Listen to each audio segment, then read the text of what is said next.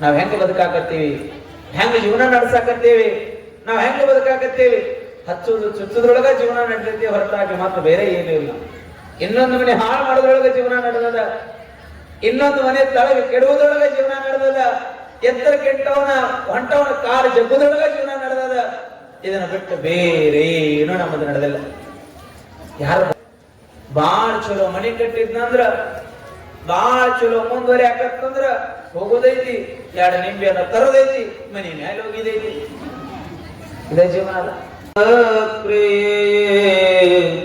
ಆಗರವೇ ಸುಜ್ಞಾನ ಸಾಗರವೇ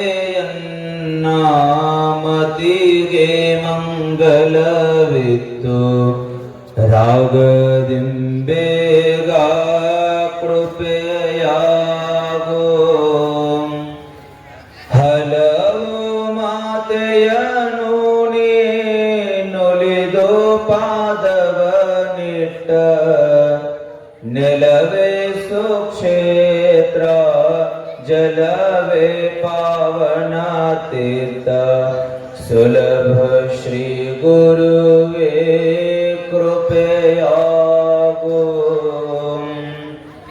ಗಂಟೆಯನ್ನು ಪಿಡಿದೋರ್ವ ಟೆಂಟನಿಸಲು ನಾದವ, ಮುಂಟಲ್ಲದೊಳಿದು ತಾನಾಗೆ ನುಡಿಯುವ, ದುಂಟ ಶ್ರೀ ಗುರುವೇ ಕೃಪೆಯಾಗೋ. ಜಾತಿ ಭೇದವನಳಿದು ನೀತಿ ಮಾರ್ಗವ ಪೇಳಿ, ಓತೋ ತ್ರಿಭುವನ ರಾತ್ಯ ಪ್ರಖ್ಯಾತ, ಶ್ರೀ ಗುರುವೇ ಕೃಪೆಯಾಗೋ. ಶ್ರೀ ಗುರುವೇ ಕೃಪೆಯಾಗೋ. ಶ್ರೀ ಗುರುವೇ ಕೃಪೆಯಾಗೋ. ಓಂ ಶ್ರೀ ಗುರು ಅಲ್ಲಮ ಪ್ರಭು ಶಿವಯೋಗೀಶ್ವರಾಯ ನಮಃ. ಎತ್ತನ ಮಾಮರ ಎತ್ತನ ಕೋಗಿಲೆ, ಎತ್ತನದಿಂದೆತ್ತ ಸಂಬಂಧವಯ್ಯ, ಬೆಟ್ಟದ ನೆಲ್ಲೆಕಾಯಿಗೋ ಸಮುದ್ರದೊಳಗಣ ಒಪ್ಪಿಗೋ, ಎತ್ತನದಿಂದೆತ್ತ ಸಂಬಂಧವಯ್ಯ, ಎನಗೂ ಎನ್ನ ಗುರು ಗುಹೇಶ್ವರ ಲಿಂಗಕ್ಕೂ ಎತ್ತನದಿಂದೆತ್ತ ಸಂಬಂಧವಯ್ಯ. ಸದಾಕಾಲ ಪುಣ್ಯನಿತ್ಯ ಸ್ಮರಣೀಯರಾಗಿರ್ತಕ್ಕಂಥ ಚಿಂಚನೆಯ ಪರಮಾರಾಧ್ಯ ಶಕ್ತಿಗಳಾಗಿ ನಾಡನ್ನ ಬೆಳಗಿದ ಸಿದ್ಧ ಸಂಸ್ಥಾನದ ಅಲ್ಲಮನಿಂದ ಪ್ರಾರಂಭಗೊಂಡು ಅಲ್ಲಮನವರೆಗೆ ಬೆಳಹಿಡಿದುಕೊಂಡು ಬಂದ ಎಲ್ಲ ಗುರು ಪರಂಪರೆಗೆ ಅನಂತ ದಂಡವತ್ ಭಕ್ತಿಯ ಪುರಸ್ಸರವಾದ ಪ್ರಣಾಮಗಳನ್ನು ಸಮರ್ಪಣೆ ಮಾಡಿ, ಪರಮಾರಾಧ್ಯ ಗುರುಗಳಾದ ಕಲ್ಲು ಕಂಟೆ ದೇವರೆಂದು ಪೂಜಿಸುವ ಭಕ್ತರಿಗೆ ಮಾತನಾಡುವ ದೇವರುಗಳನ್ನು ಸೃಷ್ಟಿ ಮಾಡಿ ಕನ್ನಡದ ಮಡಲಿಗೆ ಅರ್ಪಣೆಯನ್ನ ಮಾಡಿರ್ತಕ್ಕಂಥ ಲಿಂಗೈಕ್ಯ ಶ್ರೀಮನ್ ನಿರಂಜನ ಪ್ರಣವ ಸ್ವರೂಪ ಹಾನಗಲ್ ಕುಮಾರ ಮಹಾಶಿವಯೋಗಿಗಳವರನ್ನ ಮನೋಮಂದಿರದಲ್ಲಿ ಅತ್ಯಂತ ಭಕ್ತಿ ಪುರಸ್ಸರವಾಗಿ ಸ್ಮರಣೆ ಮಾಡಿಕೊಂಡು, ಪುಣ್ಯ ನೆಲದ ಬೆಳಕಾಗಿ ಸಸಾಲಟ್ಟಿಯ ಭಾವ ಕಿರಣವಾಗಿ ತಮಗೆಲ್ಲರಿಗೂ ಆಶೀರ್ವಾದವನ್ನು ಮಾಡತಕ್ಕಂತಹ ಮಹಾಯೋಗಿ ಶಿವಲಿಂಗೇಶ್ವರರ ಕರ್ತೃ ಸಮಾಧಿಗೂ ಅನಂತ ದಂಡವತ್ ಭಕ್ತಿಯ ಪ್ರಣಾಮಗಳನ್ನು ಸಮರ್ಪಣೆ ಮಾಡಿ, ತನ್ನ ಮೌನ ತಪದಿ ಬಲಮುಖೇನವಾಗಿ ನಂಬಿ ಬಂದ ಭಕ್ತರನ್ನು ಉದ್ಧರಿಸುವಂತಹ ಕಾರ್ಯವನ್ನು ಮಾಡಿರ್ತಕ್ಕಂತಹ ಮೌನ ಯೋಗಿ ಲಿಂಗೈಕ್ಯ ಶಂಕರಯ್ಯ ಮಹಾಸ್ವಾಮೀಜಿಯವರ ಕರ್ತೃ ಸಮಾಧಿಗೂ ಅನಂತ ಭಕ್ತಿಯ ದಂಡವತ್ ಪ್ರಣಾಮಗಳನ್ನು ಸಮರ್ಪಣೆ ಮಾಡಿ, ಸಸಾಲಟ್ಟಿಯ ಭಾವ ಬೆಳಕಾಗಿ ಈ ಪುಣ್ಯಲಯಕ್ಕೆ ಪಾದಸ್ಪರ್ಶವನ್ನ ಮಾಡಿ, ಆಕಾರದಲ್ಲಿ ಇರದೇ ಇರುವ ಊರನ್ನ ಆಕಾರದ ಸ್ವರೂಪಕ್ಕೆ ತಂದು ನೀಡಿರ್ತಕ್ಕಂಥ, ಶತಮಾನವನ್ನ ಪೂರೈಸಿ ತನ್ನ ಅಪರೂಪದ ಸೇವೆಯನ್ನು ಭಗವಂತನಿಗಾಗಿ ಅರ್ಪಣೆಯನ್ನು ಮಾಡಿರ್ತಕ್ಕಂತಹ ಕಮಡೊಳ್ಳಿಯ ಶ್ರೀಮಠದ ಅಧಿಪತಿಗಳಾಗಿ ಅನೇಕ ಮಠಗಳ ಭಕ್ತರನ್ನು ಉದ್ಧರಿಸಿರ್ತಕ್ಕಂಥ ಲಿಂಗೈಕ್ಯ ಶ್ರೀಮನ್ ನಿರಂಜನ ಪ್ರಣವ ಸ್ವರೂಪ ರಾಚೋಟೇಶ್ವರ ಮಹಾಶಿವ ಯೋಗಿಗಳವರ ಕರ್ತೃ ಸಮಾಧಿಗೂ ಅನಂತ ದಂಡವತ್ ಭಕ್ತಿಯ ಪ್ರಣಾಮಗಳನ್ನ ಸಮರ್ಪಣೆ ಮಾಡಿ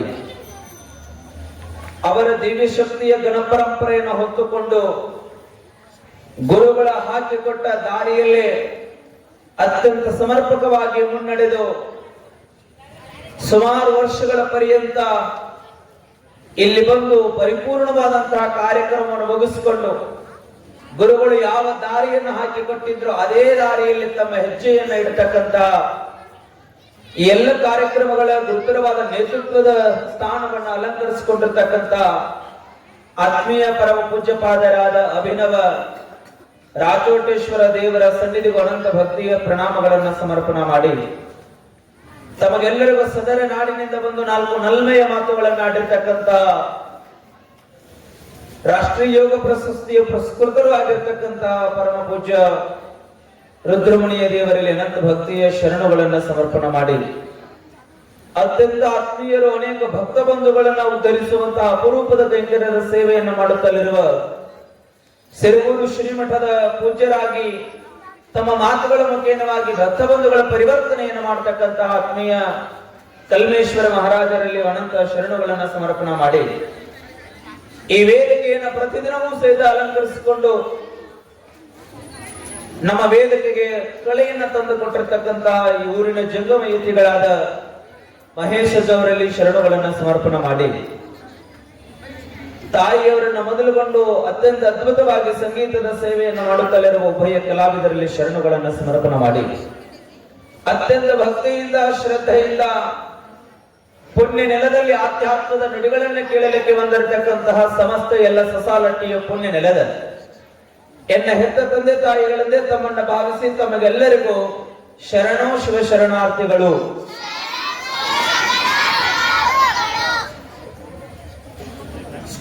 ನಾವೆಲ್ಲ ಆಧ್ಯಾತ್ಮದ ನುಡಿಗಳನ್ನ ಕೇಳಲಿಕ್ಕೆ ಈ ವೇದಿಕೆಯಲ್ಲಿ ಕುಳಿತುಕೊಂಡಿದ್ದೇವೆ.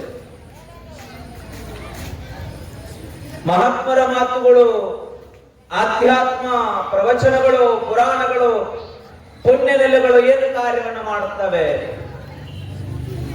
ತಮ್ಮ ಸುಮ್ಕೊಂಡ್ರೆ ಈ ಭೂಮಿ ಮೇಲೆ 2 ತರನಾದಂತಹ ಊರುಗಳದಾವ. ಅಜೋರ ಏನ್ರಿ 2 ತರನಾದಂತಹ ಊರುಗಳು? ಹೆಂಗಿರ್ತಾವ 2 ಊರುಗಳು ಅಂದ್ರ, ಒಂದ್ ಊರಿಗೆ ಹೋಗಬೇಕು ಅಂದ್ರ ಜಳಕ ಮಾಡಿ ಆ ಊರಿಗೆ ಹೋಗ್ಬೇಕಾಗ ಲಕ್ಷ ಕೊಡು. ಈ ನೆಲ ಎಂತದ್ದು ಅನ್ನೋದಕ್ಕೊಂದು ಮಾತು ಹೇಳ್ತಾ ಇದ್ದೇನೆ. ಸಸಾಲಟ್ಟಿಯ ಪುಣ್ಯ ನಡೆದಾಗ ಎಷ್ಟು ಶಕ್ತಿ ಇದೆ ಅಂತಕ್ಕಂಥದ್ದನ್ನ ಹೇಳ್ತೇನೆ. ಲಕ್ಷ ಕೊಡ್ರಿ. ಒಂದು ಊರಿಗೆ ಹೋಗಬೇಕು ಅಂದ್ರ ಜಳಕ ಮಾಡಿ ಆ ಊರಿಗೆ ಹೋಗ್ಬೇಕಾಗ್ತದೆ. ಒಂದು ಊರಿಗೆ ಹೋಗಿ ಬಂದ ಮೇಲೆ ಜಳಕ ಮಾಡ್ಬೇಕಾಗ್ತದೆ.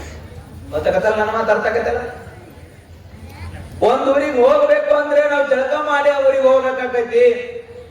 ಒಂದ್ ಊರಿಗೆ ಹೋಗ ಬಂದಿವೆ ಅಂದ್ರೆ ಮನೆಯೊಳಗೆ ಹೋಗ್ಬೇಕು ಅಂದ್ರ ಏನ್ ಮಾಡ್ಬೇಕಾಗತಿ? ಜಳಕ ಮಾಡಿ ಮನೆಯೊಳಗೆ ಹೋಗ್ಬೇಕಾಗೈತಿ.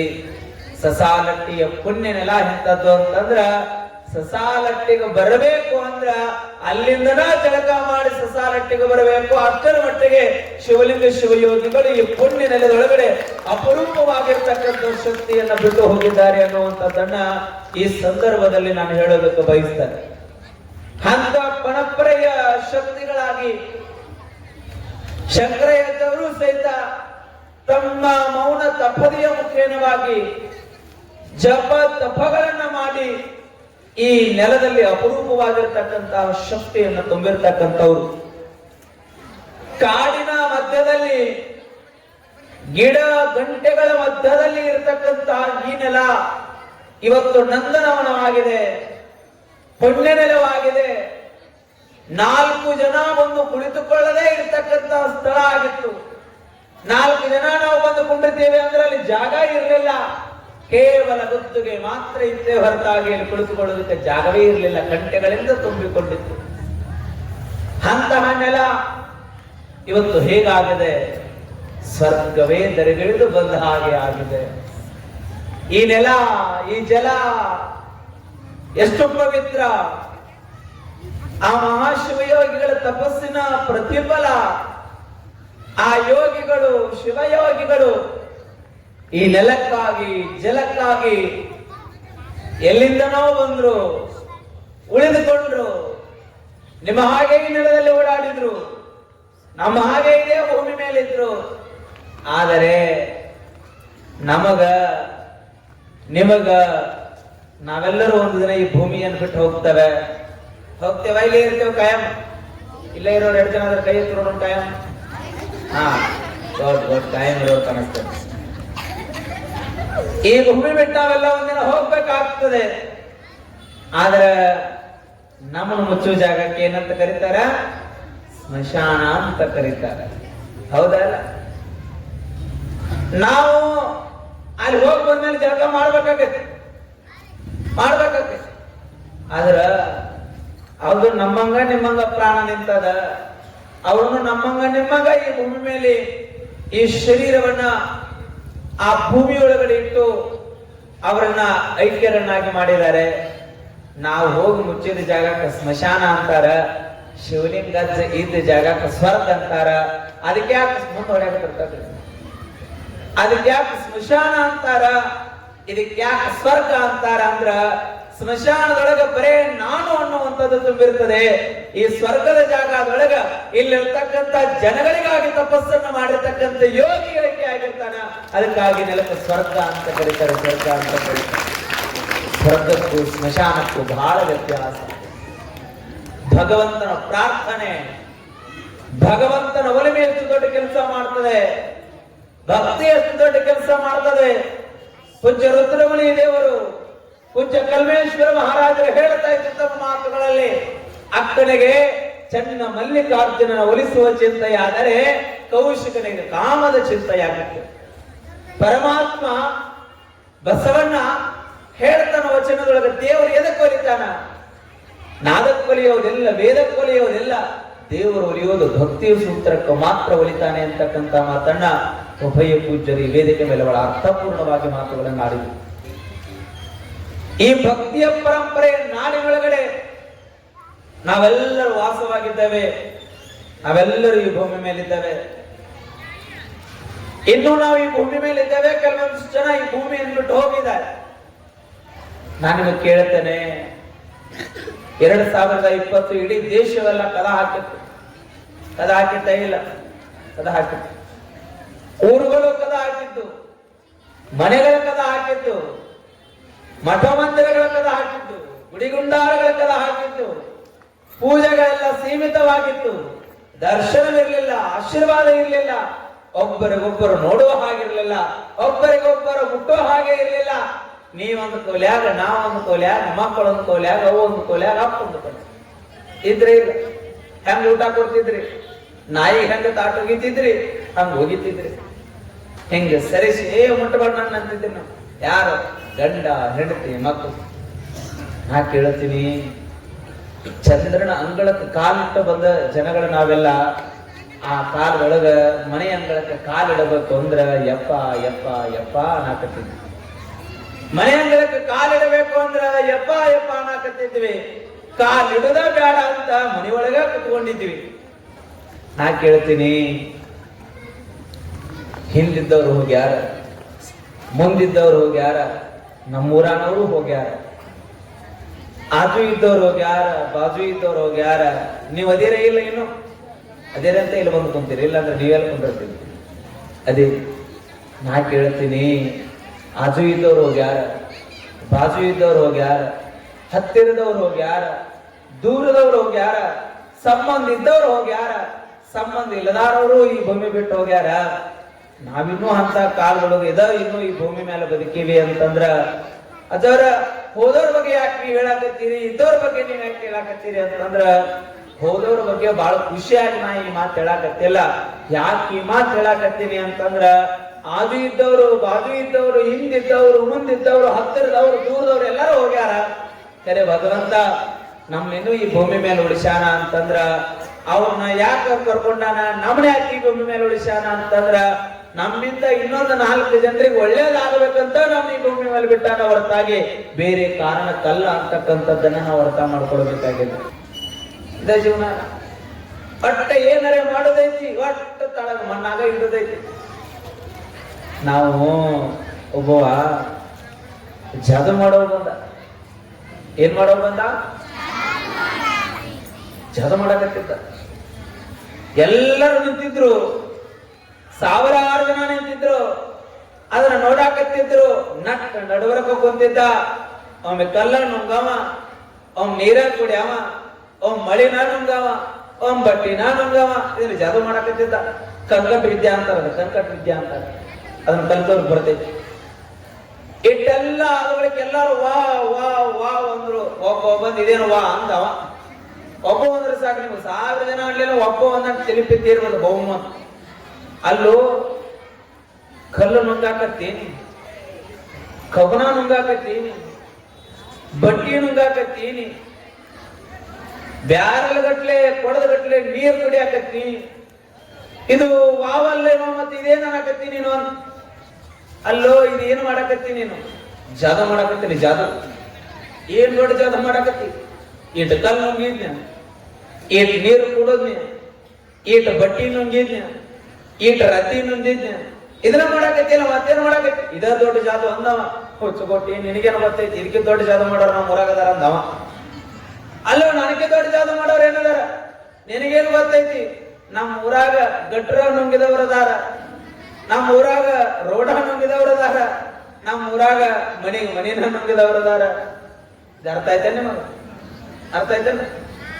ಹಾ, ನಾ ಏನ್ ಹೇಳ್ತೀನಿ, ನಾವು ಬರೀ ನುಂಗುದ್ರೊಳಗ ಜೀವನ ಕಳೆಯಕತ್ತೇವೆ ಹೊರತಾಗಿ ನುಂಗಿದ್ದನ್ನ ಯಾರಿಗಾರ ಕೊಡೋದ್ರೊಳಗೆ ಕಳೆದೇವನೋ ಒಬ್ಬರೇ ಕಳೆದೇವ. ಬರೇ ನಾವೇನ್ ಬದುಕಾಕತ್ತೀವಿ? ಅವ್ರು ಯಾಕೆ ದೇವರಾದ್ರು, ನಾವ್ಯಾಕೆ ಮನುಷ್ಯರಾಗಿ ಉಳ್ಕೊಂಡಿವಿ? ಅವ್ರ ಜಾತ್ರೆ ಯಾಕೆ ನಡೀತು? ನಮ್ಮ ಪುಣ್ಯತಿಥಿ ಯಾಕೆ ನಡೆದೈತಿ? ನಮ್ಮ ಪುಣ್ಯತಿಥಿ ಬಾಳ ಅಂದ್ರೆ 3 ವರ್ಷ 4 ವರ್ಷ ನಡೆದೈತು, 5ನೇ ವರ್ಷ. ಫೋಟೋ ಎಲ್ಲಿರ್ತೈತು? ಆ ಕೊನೆ ಆಗಿದ್ದಾವ ಎಲ್ಲಿರ್ತಾವ? ಯಾರಿಗ ಗೊತ್ತ? ಯಾರಿಗ ಗೊತ್ತ? ನೋಡ್ರಿ, ಯಾರು ಹೋಗಿ ನೀವೆಲ್ಲಿ ನೋಡ್ತೀರಿ? ನೀವೆಲ್ಲಿ ನೋಡಿ? ಸಾಧ್ಯ ಇಲ್ಲ. ಅವ್ರು ಯಾಕೆ ದೇವರಾದ್ರು, ನಾವ್ ಯಾಕೆ ಮನುಷ್ಯರಾಗಿ ಉಳ್ಕೊಂಡಿವಿ? ನಮ್ಮೊಳಗ ನಾನು ಅಂತದ್ದು ತುಂಬಿದ, ನಮ್ಮ ಮನೆಯೊಳಗೆ ಕೇವಲ ನಮ್ಮ ಮನೆ ತುಂಬಿದ, ನಮ್ಮ ಮನೆಯೊಳಗೆ ನಮ್ಮ ಕೇವಲ ಮಕ್ಕಳು ತುಂಬ್ಯಾರ, ನಮ್ಮ ಮನೆಯೊಳಗೆ ಕೇವಲ ನಮಗೆ ಮಡದಿ ಮಾತ್ರ ತುಂಬ್ಯಾಳ, ನಮ್ಮ ಮನೆಯೊಳಗೆ ಕೇವಲ ನಮ್ಮ ಮನೆಯ ಬೆಳವಣಿಗೆ ಮಾತ್ರ ತುಂಬಿದ ಹೊರತಾಗಿ ಪಕ್ಕದ ಮನೆಯ ಬೆಳವಣಿಗೆ ನಮಗೆ ತುಂಬಿಲ್ಲ. ನಾವ್ಯಾಕೆ ಮನುಷ್ಯರಾಗಿ ಉಳ್ಕೊಂಡಿವಿ? ಶಿವಲಿಂಗಜ್ಜ, ರಾಕೋಟೇಶ್ವರ ಅಜ್ಜ, ಶಂಕರಯ್ಯಜ್ಜ ಯಾಕೆ ದೇವರಾಗಿ ಕುಳಿತುಕೊಂಡ್ರು ಅಂತಂದ್ರ ಅವರು ತುಂಬಿಕೊಳ್ಳೋ ಕೆಲಸ ಮಾಡ್ಲಿಲ್ಲ, ಮನೆಯನ್ನ ಕಟ್ಟೋ ಕೆಲಸ ಮಾಡ್ಲಿಲ್ಲ, ತಮಗ ಐಷಾರಾಮಿಯಾಗಿ ಓಡಾಡ್ಬೇಕಂತ ಕೆಲಸ ಮಾಡ್ಲಿಲ್ಲ, ತಮಗಾಗಿ ಬಟ್ಟೆಗಳನ್ನು ತೊಡಬೇಕು ಅಂತ ಅನ್ನಲಿಲ್ಲ, ನನಗಾಗಿ ದೊಡ್ಡ ಮಠವನ್ನ ನಿರ್ಮಾಣ ಮಾಡಬೇಕು ಅಂತ ಅನ್ನಲಿಲ್ಲ. ಅವ್ರು ಯಾಕೆ ದೇವರಾದ್ರು ಅಂತಂದ್ರ ತಮಗಾಗಿ ಏನು ಮಾಡಿಕೊಳ್ಳಿಲ್ಲ, ಸಸಾಲಟ್ಟಿಯ ಪುಣ್ಯ ನೆಲ ಬೆಳಿಲಿ ಅಂತ ಹಾರೈಸಿದ್ರೆ ಹೊರತಾಗಿ ನಾನು ಬೆಳಿಲಿ ಅಂತ ಹಾರೈಸಲಿಲ್ಲ. ಅದಕ್ಕೆ ಅವರು ದೇವರಾದ್ರು, ನಾವು ಮನುಷ್ಯರಾಗಿ ಬಿಟ್ಟಬೇಕ. ಅಮ್ಮ, 4 ದಿನದ ಸಂತೆ ಒಳಗೆ ನಾವು ಜಾತ್ರೆ ಮಾಡಕ್ ಬಂದೇವಿ. ಇಲ್ಲಿದ್ದ ಆರಾಮಾಗಿ ಹೋಗ್ಬೇಕಷ್ಟ. ಮ್ಯಾಗ ಭಗವಂತ ಒಬ್ಬದಾನ, ಅವ್ ನಮ್ನೆಲ್ಲರನ್ನ ಆಡ್ಸಾಕತ್ತಾನ, ನಾವು ಗೊಂಬ್ಯಾಕ ಅವ ಹೆಂಗ ದಾರ ಜಗಾಕತ್ತಾನ, ನಮ್ ಕುಣ್ಯಾಕತ್ತೇವಿ. ಅವಾಗೆಲ್ಲ ಹಿಂದ ಪರದೆ ಹಿಂದ ಗೊಂಬೆ ಕುಣಿಸು ಆಟ ಮಾಡ್ತಿದ್ರು, ಈಗೂ ಮಾಡ್ತಾರ, ಕಡಿಮೆ. ಅವ್ರ ದಾರದ ಮೇಲೆ ಗೊಂಬೆ ಕುಣಿಸ್ತಿದ್ರು, ಅವ್ರು ನೋಡಕ್ 1000 ಜನ ಇರ್ತಿರ್ತಾವ. ಕರೆಗೆಲ್ಲ ನಾಟಕಗಳು ಬಂದಾವ, ಅವು ಬಂದಾವ, ನೋಡಾಕತ್ತೇವಿ. ಆಗ ಅವರ ದಾರದ ಮೇಲೆ ಗೊಂಬೆ ನೃತ್ಯ ಮಾಡಿಸ್ತಿದ್ರು, ಕರಿ ಪರದೆ ಹಿಂದೆ ನಿಂತು ಅದನ್ನ ಮಾಡ್ತಿದ್ರು. ಅಜ್ಜೋರ, ನೀವ್ ಇದನ್ನ ಕೇಳಾಕತ್ತೀರಿ ಅಂದ್ರ ನಾವು ಗೊಂಬೆ ಹೆಂಗ ಈ ಭೂಮಿ ಮೇಲೆ ಕುಣಿಯಾಕ ಬಂದೇವಿ. ಎಷ್ಟು ವರ್ಷ ಇರ್ತೀವಿ, ಎಷ್ಟು ದಿನ ಇರ್ತೀವಿ ಅಂತ ಗೊತ್ತಿಲ್ಲ, ಒಟ್ಟ ಇರ್ತೇವಿ. ಆದ್ರ ಇರೋ ಮಠ ಮ್ಯಾಲ ಒಬ್ಬ ಅದಾನ, ಅವ ನಮ್ಮ ಕೊಡ್ಸಾಕತ್ತಾನ. ಅದೊಂದು ಯಾವ್ದೋ ಒಂದು ಸಾಂಗ್ ಐತಲ್ರಿ, ಅದು ಗೊಂಬೆ ಆಡ್ಸೋನು ಮೇಲೆ ಕುಂತವನು. ಯಾವ್ದದು? ಮೇಲೆ ಕುಂತವನು ನಮಗೆ ನಿಮಗೆ. ಹಾ, ಅದು ಬಿಡ್ರಿ ನೀವು. ಗೊಂಬೆ ಆಡ್ಸೋ ಮ್ಯಾಲ ಕುಂತಾನ, ಕಡ್ಡಿ ಆಡ್ಸೋ ಊರಾಗ ಕುಂತಾನ. ಅದೊಂದು ದೊಡ್ಡ ಚಿಂತೆ. ಗೊಂಬೆ ಆಡ್ಸೋದು ಬಿಟ್ಟೇವಿ, ಕಡ್ಡಿ ಆಡ್ಸೋದು ಹಿಡ್ದೇವಿ. ಇದ್ರ ಚಿಂತೆ ನಡೆದೈತಿ. ಒಂದು ದಿನ ಅವ ಜಗತ್ತಾನ, ಜಗ್ಗಿದ ಬಳಿಕ ಯಾತ್ರೆ ಬಿಟ್ಟು ಹೋಗ್ಬೇಕಾಗ್ತದೆ. 4 ದಿನದ ಸಂತಿ ಮಾಡ್ರಿ, ಸಂತಿ ಒಳಗೆ ಚಲೋ ಸಂತಿ ಮಾಡ್ರಿ, ಚಲೋ ಸಂತಿ ಮಾಡ್ರಿ. ಸೊಸೈಟಿಯಾಗ ಸಂತಿ ನಡೀತೈತೇನು? ಯಾವಾರ ನಡೀತೈತೆ ಸಂತಿ? ಇಲ್ಲಿ ರವಿವಾರ ಸಂತಿ ನಡೀತೈತಿ. ಒಬ್ರೇ ಹೇಳ್ರೆ. ಹಾ, ಕೇಳ್ತಿ. ಇವತ್ತು ಮಂಗಳವಾರಿಗೆ ಮೂರಾಗ ಸಂತಿ ನಡೀತೈತಿ. ಸಂತಿ ಒಳಗ ಬಾಳ ತರದ ಕೈಪಲ್ಯ ಬಂದಿರ್ತಾವ, ನಿಮ್ಗೆ ಗೊತ್ತಿರ್ಲಿ. ಬಾಳ ತರದ ಕೈಪಲ್ಯ ಬಂದಿರ್ತಾವ. ಕೈಪಲ್ಯ ಒಳಗೆ 2 ತರ ಅಂತ ತಿಳ್ಕೊಳ್ರಿ. ಒಂದು ಬಹಳ ಚಲೋದು, ಒಂದು ಮಧ್ಯಮ, ಒಂದು ಕೊನೆ. 3 ತರನಾದಂತ ಕೈಪಲ್ಯ ನಮಗೆ ಸಿಗುತ್ತದೆ. ನಿಮಗ ಬಹಳ ಚಲೋ ಕೈಪಲ್ಯ ಬೇಕು ಅಂತಂದ್ರ ಎಲ್ಲ ಸಂತ ಮುಗದಾಗ ಹೋದ್ಮೇಲೆ ಚಲೋ ಕೈಪಲ್ಯ ಸಿಗುತ್ತದೋ, ಏನು ಮೊದಲು ಹೋದ್ಮೇಲೆ ಚಲೋ ಕೈಪಲ್ಯ ಸಿಗುತ್ತದೋ? ಬೇಗನೆ ಉತ್ತರ ಕೊಡೋದು, ಬೇಗ. ಯಾವಾಗ? ಹಾ, ನಿಮಗ್ ಖಾತ್ರಿ ಐತಿ ಚಲೋ ಕೈಪಲ್ಯ ಬೇಕು ಅಂದ್ರ ಸಂತಿಗೆ ಯಾವಾಗ ಹೋಗ್ಬೇಕು? ಹಾ, ಕೊನೆಗೆ ಹೋದ್ರ ಕೈಪಲ್ಯ ಸಿಗಲ್ಲಂತೀರಿ? ಏನು ಸಿಗತೈತಿ? ಕರೆ ಅಂತ ಕೈಪಲ್ಯ ಸಿಗತೈತಿ? ಹಾ, ಇಟ್ರೆ ಶಾನೆ ಅದಾವ್ರಿ ನಿಮ್ ಮೂರ ಹುಡುಗರು. 100ಕ್ಕೆ 3 ಮಾರ್ಗ ಸಾಕು. ಜೋರ್ ಚಪ್ಪಳೆ ಹೊಡ್ರಿ.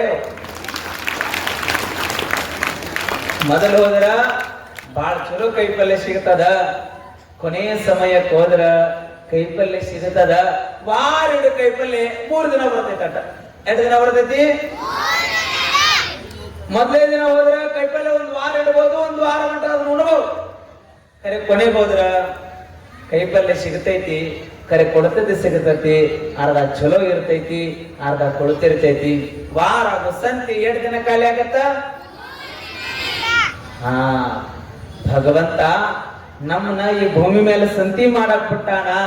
ಈ ಸಂತಿ ಒಳಗ ನಾವು ಹೆಂಗ ಆಗಬೇಕು ಅಂದ್ರ ಕೊನೆ ಕೈಪಲ್ಯ ಸಿಕ್ಕಂಗ 3 ದಿನದ ಬದುಕು ನಮ್ಮದಾಗಬಾರದು. ಭಗವಂತನ ಕೈಯೊಳಗ ಸಿಕ್ಕು 100 ದಿನದ ಬದುಕು ನಮ್ಮದಾಗಬೇಕು. ಅಂತ ಬದುಕನ್ನು ನಾವು ಸಾಧಿಸಬೇಕಾಗ್ಯದ. ಅಂತಹ ಭಕ್ತಿಯನ್ನು ಭಗವಂತನಿಗೆ ಅರ್ಪಣಾ ಮಾಡಬೇಕಾಗ್ಯದ. ಯಾರು ಹೇಳ್ರಿ? ಭಕ್ತಿ ಅಂದ್ರೆ ಸುಮ್ಮನೆ ತಿಳ್ಕೊಂಡ್ರೆ ಏನು? ಭಕ್ತಿ ಅಂದ್ರೆ ಸುಮ್ಮನೆ ಗುಡಿಗೆ ಬಂದು ಹನಿ ಮ್ಯಾಲ 3 ಪಟ್ಟ ಪಡ್ಕೊಂಡು ಕೈ ಮುಗಿದ್ಬಿಟ್ರೆ ಮುಗಿತಂತ ತಿಳ್ಕೊಂಡ್ರೆ ಏನು? ಹಂಗಯ್ಯ ಲಿಂಗ ಹಿಡಿದು ಶಿವ ಅಂದ್ರೆ ಮುಗಿತಂತ ಮಾಡಿರಿ ಏನು?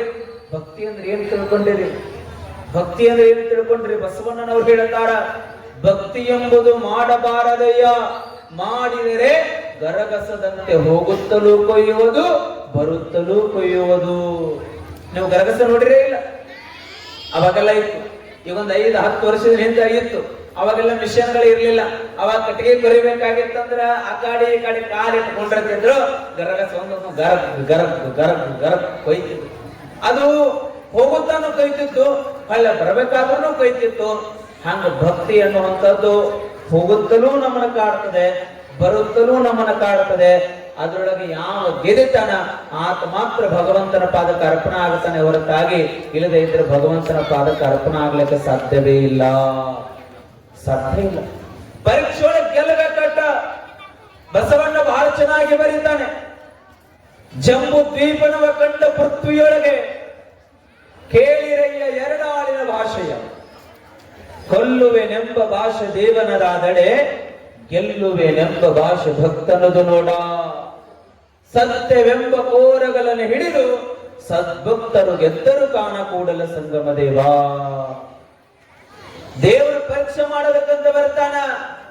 ಪರೀಕ್ಷೆ ಒಳಗೆ ಗೆದ್ರ ಕರ್ಕೊಂತಾನ, ಇಲ್ಲ ಅಂದ್ರ ನೀ ಇಲ್ಲೇ ಇರುವಂತಾನ.